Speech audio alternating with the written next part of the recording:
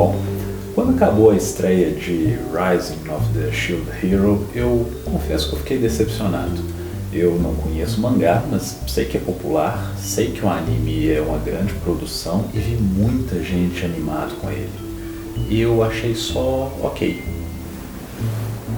Enquanto eu tentava entender o hype, fiquei pensando nos elementos desse primeiro episódio, naquilo que ele tinha de bom e ruim, naquilo que parecia novo e no que parecia velho, e naquilo que eu logo percebi que seria controverso. No fim, eu vi potencial e problemas na série, o que é bem normal, mas o que me segurou assistindo o anime foi ter visto problemas no potencial e potencial nos problemas. E é disso que a gente vai falar agora, né, Panto?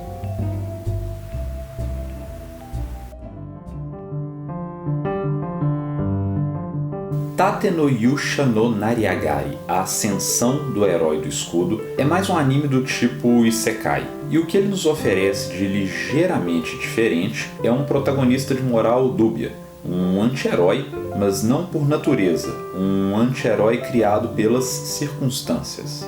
Naofumi é um jovem que recebe a ordem de salvar o mundo para onde foi transportado, e sua única arma é um escudo. Como o escudo não é arma, de cara ele percebe o abismo entre o que ele tem que fazer e a ferramenta que recebeu para isso. Esse é o primeiro indício do porquê o mangá é popular e porquê o anime também seria. 4 heróis são invocados para salvar esse mundo mágico da destruição e o Shield Hero é o underdog. Ele é visto como inútil pelas pessoas que o invocaram, pelo povo que ele tem de salvar e até mesmo por aqueles que seriam seus companheiros, os heróis da lança, do arco e da espada. É uma abordagem de potencial porque ela parece subverter um dos grandes clichês do gênero, que é o protagonista superpoderoso. Só que existem 2 problemas aí. Primeiro, essa abordagem é bem menos inédita do que parece. Segundo, que o Shield Hero não é bem um exemplo de subversão desse clichê. O escudo é visto como inútil, mas ele está longe de ser. É um equipamento com muitas habilidades e que permite a Naofumi fazer muitas coisas. Então, Tate no Yusha é literalmente sobre a ascensão de Naofumi. É um personagem desacreditado que vai se tornar um grande herói a partir da forma como ele usa uma ferramenta tida como imprestável. Esse também é um potencial interessante.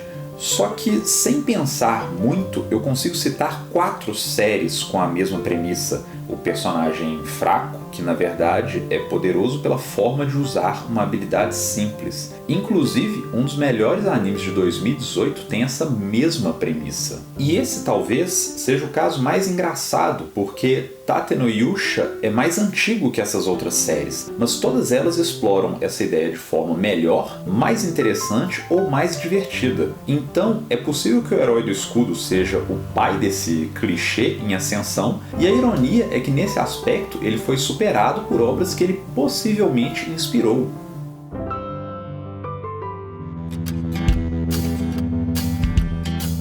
O anime começa mostrando uma armação para prejudicar o protagonista. Ele é roubado e sabotado, mas em vez de vítima, ele é declarado criminoso.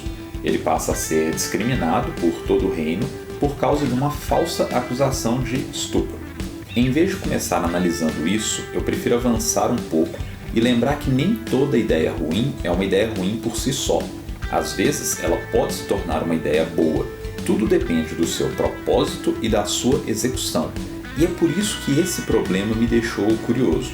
Por exemplo, se o tema de uma série é confiança, no geral, o evento que desencadeia o conflito narrativo é uma traição. E se o sentido da história é restaurar a capacidade de confiar, isso fica ainda mais interessante quando entra em cena a personagem Raphtalia, por 2 motivos. Primeiro, porque ela é uma escrava, alguém que segue ordens por obrigação porque sua vontade foi subjugada. Isso abre novas possibilidades para a questão da confiança, fora a questão da liberdade, que vira um outro tema dentro da história. Segundo, porque ela é mulher, semi-humana, verdade, mas mulher. E o conflito que dá início aos eventos importantes é uma traição praticada por uma figura feminina. Então, só pelo momento e pela forma como essa personagem entra na história, é possível imaginar que a narrativa daqui em diante passa pelo protagonista redescobrindo que pode sim confiar em mulheres. Parece bizarro, mas esse é um tema pertinente nessa realidade maluca que a gente chama de 2019. Resumindo, as boas ideias me deixavam desconfiado que vinha mais do mesmo pela frente, mas as ideias controversas abriam caminho para umas discussões que poderiam ser muito interessantes. Então, sem conhecer o mangá, tudo era possível.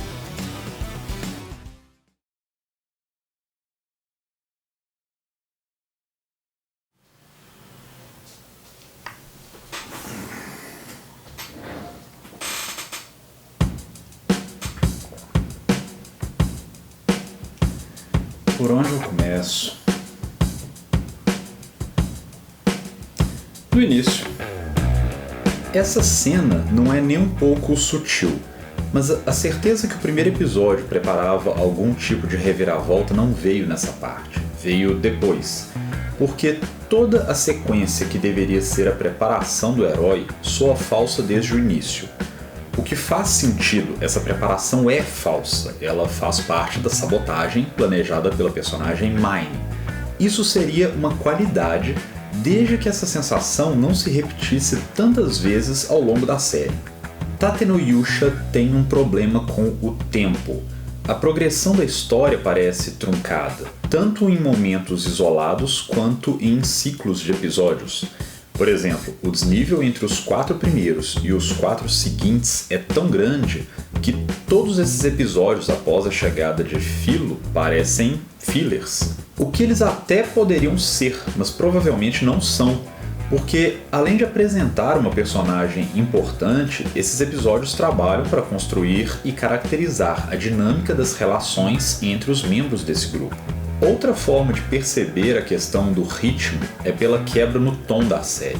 Os 4 primeiros episódios estabelecem aquele que ainda é o auge emocional do anime até aqui. Só que o fato dessa sequência funcionar destaca a deficiência daquilo que vem depois. Mine, que até então era a grande vilã do anime, vê sua importância ir de 10 a quase 0 em apenas um episódio.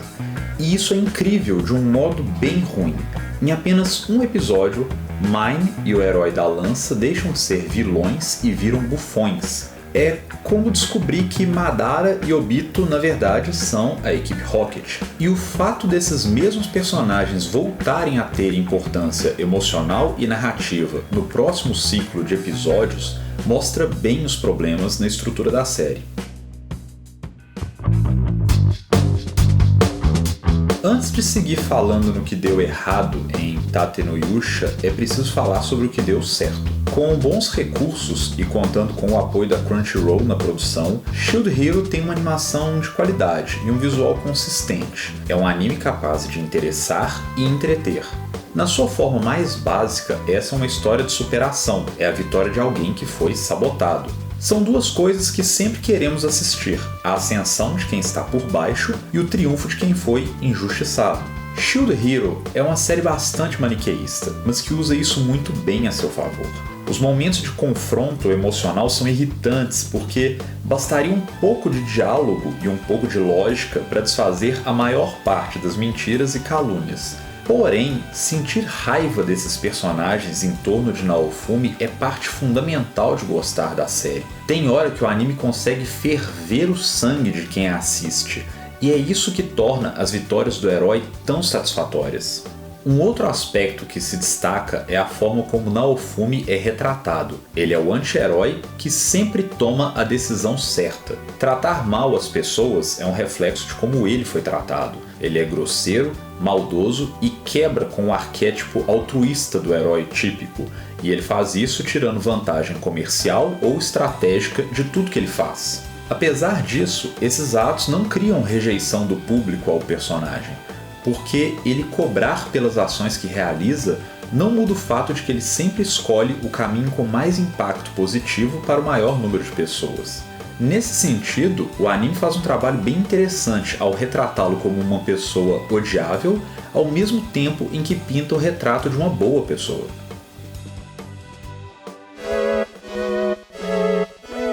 Tate no Yusha no Nariagari é adaptado de um mangá, adaptado de uma light novel, adaptado de uma webcomic. Todas essas adaptações mostram a popularidade da história, mas também mostram que ela passou por várias transformações. E é inevitável pensar quantas vezes a estrutura da narrativa foi alterada e remontada para se adaptar a uma nova mídia. Porque, em alguns momentos, eu tenho a impressão de estar vendo algo que funcionaria melhor em outro formato, seja ele ilustração ou texto. Se você conta para alguém as coisas que acontecem na série, essa pessoa vai imaginar uma história bem encadeada, mas ela não vai ter essa impressão ao assistir à série. Nesse sentido, o anime parece um checklist. Os elementos narrativos estão todos ali, eles existem no roteiro, mas eles não estão integrados pela direção e edição dos episódios. Por exemplo, quando essas personagens aparecem, você deduz que elas ainda terão um papel importante. Mas, faltando 4 episódios para o fim da série, nós já sabemos quem elas são, e isso praticamente não importa, porque, fora quem elas são, nós não sabemos mais nada sobre elas.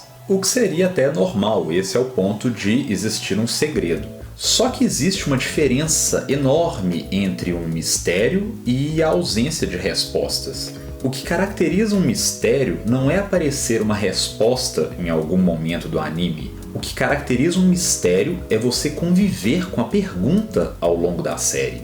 E agora, entrando um pouco mais nessa questão da forma como as informações aparecem e são expostas pela obra, começamos a entrar também na esfera do conteúdo. A sabotagem contra Naofumi tem uma razão, obviamente, mas Tate no Yusha não valoriza essa dúvida. Nem uma única vez em toda a série o herói do escudo tomou ações ou decisões baseadas na seguinte pergunta: por quê? Por que fizeram o que fizeram comigo? No fim das contas, não trabalhar esse tema é uma forma de dizer que ele não existe. Então, eu não vou dar spoilers, obviamente, mas quando essa resposta finalmente chega, ela já nem importa mais. E isso acontece por 2 motivos. Primeiro, porque a pergunta nunca foi tratada como importante pelo próprio anime. Segundo, porque você consegue descobrir a resposta sozinho, 5 ou 6 capítulos antes do clímax, nos episódios 19 e 20. Episódios esses que são terrivelmente mal editados, coroando, assim, os problemas de montagem do anime.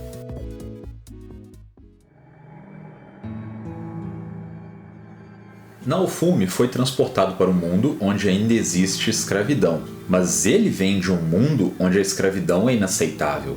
Então, ele ter sido forçado pelas circunstâncias a comprar uma escrava é um dilema que vale ouro. Pena que a série jogue esse ouro no lixo. Bom, da forma como eu o vejo, haviam 2 caminhos opostos, mas igualmente interessantes. O primeiro era trabalhar a escravidão como um problema, que ela realmente é, junto com o desenvolvimento da série. O segundo, bem mais ousado, era recusar a existência do problema, reforçando o caráter de anti-herói do personagem. Em vez disso, nos primeiros 5 episódios, a história faz a única coisa que não precisava fazer, que é resolver o problema. Essa é uma decisão horrível pela própria estrutura da série. O anime reconheceu o problema, sabe que ele vai voltar em outros episódios lá na frente, mas ele não mostrou interesse por trabalhar a questão a sério, nem teve coragem de abraçar a imoralidade do personagem com ela. A verdade pura e simples é que o anime se livra do assunto como se ele fosse um peso para poder seguir em frente com a história, o que é um enorme desperdício. Pior, ao fazer Raphtalia se apaixonar por Naofumi, a série resolve um conflito ético-moral com a força do amor. Além de brega e antiquado, isso chega a ser criminoso quase. No fim, eu estava certo sobre a questão da confiança. É um tema da série, do personagem poder confiar nas suas companheiras, nas mulheres que estão à sua volta. Mas eu esperava muito mais do anime porque os elementos estavam todos ali no primeiro episódio. Mas eu nunca imaginei que vários desses elementos estariam ali sem querer. Parêntese, só para mostrar como é que as coisas acontecem, né? A coincidência das coisas. A maior parte desse texto foi concluída na semana entre os episódios 20 e 21. O áudio desse vídeo, né, exceto essa parte que eu estou fazendo agora, o áudio desse vídeo foi gravado no dia 1º de junho. algumas horas antes das primeiras notícias envolvendo o Neymar. Então, quem quiser traçar paralelos entre o caso dele e o caso do anime, fique à vontade, mas fique avisado que os paralelos são seus. Nada nesse vídeo foi escrito ou feito pensado em relação àquele caso. Fecha parêntese. Como falei no início, o anime começa mostrando uma armação. Naofumi é roubado e sabotado, mas em vez de vítima, ele é declarado criminoso por causa de uma falsa acusação de estupro. Vamos olhar por um minuto para essa arte. A primeira vez que esse infográfico viralizou, as pessoas apontaram alguns problemas nas estatísticas. Então, essa já é a versão corrigida com base na checagem de dados do jornal americano The Washington Post. Como você pode ver, dentro do universo chamado estupro, menos de 1/4 dos casos são denunciados. Um percentual ainda menor passa por um processo legal e menos gente ainda acaba condenada. Mas vamos focar nos extremos. A esmagadora maioria das mulheres sequer denunciam, e o menor dos índices é o de falsas acusações. E é importante entender que os dois estão diretamente relacionados. O que o mundo real nos mostra é que acusações verdadeiras são desacreditadas e que a palavra da vítima tem pouca força. O índice de falsas acusações é baixo porque, convenhamos, qualquer outra armação tem mais chance de sucesso que essa. Então, o início de Tate no Yusha não tem suporte na estatística, ele tem suporte numa decisão artística. E vocês me perdoem pela piada, mas apesar de homem, Naofumi é a mulher da situação. Por mais que o caso dele pareça se enquadrar aqui, o desenrolar dele, na verdade, está aqui. Naofumi não foi condenado pelas evidências, que mal existem. Ele foi condenado porque a sua palavra não tinha valor. Ninguém sequer ouviu o que ele tinha a dizer. Então, olhando em retrospecto, era difícil não pensar nessa cena com curiosidade, porque Mine é filha do rei, o que já seria suficiente para explicar por que exceção virou regra. Mas a explicação narrativa que o primeiro episódio usa é o fato desse mundo de fantasia ser uma sociedade matriarcal. Então é o anime quem estabelece gênero como um aspecto importante dessa história. Só que o grande erro do anime é que ele não sabe do que ele está falando. A exemplo de Shield Hero, a Inglaterra também tem uma rainha, mas isso não faz do Reino Unido uma sociedade matriarcal. Atualmente, a primeiro-ministro Não, esquece. A chanceler alemã também é mulher. E nem por isso a Alemanha é um matriarcado. É óbvio que uma comunidade matriarcal não é obrigada a repetir vícios de uma patriarcal. Mas vamos entender o seguinte. O que define a estrutura de poder em termos de gênero dentro de uma sociedade não é o topo, é a base. Se o universo de Tate no Yusha fosse matriarcal, se a mulher fosse de fato mais importante e respeitada, as mulheres seriam a maioria dos líderes de vilas, a maioria dos comerciantes, dos médicos e das figuras de autoridade. Isso acontece porque, se a sociedade de fato favorece a mulher, ela teria mais acesso a esses cargos ou às condições educacionais e financeiras que permitem ocupar postos de poder e influência. Além de não ser verdade dentro desse universo, isso cria um paradoxo ridículo para o anime como um todo, porque das 3 principais figuras femininas da série, é muito simbólico que 2 delas sejam escravas e que uma delas literalmente puxe uma carroça.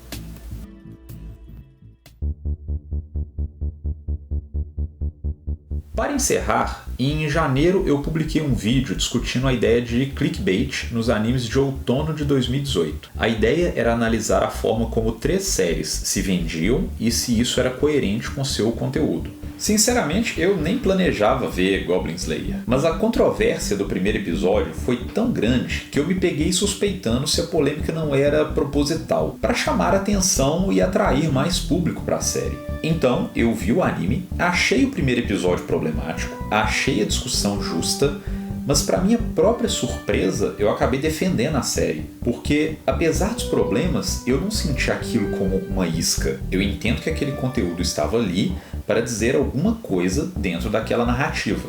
Coisa que não consigo dizer sobre Shield Hero, porque se um anime não trabalha um assunto, na prática é como se ele não existisse. Se gênero não é um tema importante, a escolha que desencadeia toda a história acaba parecendo gratuita e aleatória. Então, eu fiquei curioso para ver como o anime trabalharia esse assunto, mas no fim ele sequer existia na série. Se Rising of the Shield Hero fosse do outono passado, talvez eu usasse ele e a polêmica da falsa acusação de estupro como exemplo de clickbait. Muito obrigado por assistir, eu espero que você tenha gostado. Se gostou, curta, compartilha e se inscreva, me ajude a fazer o canal crescer. Foi como sempre um prazer, a gente se vê na próxima, um abraço e tchau!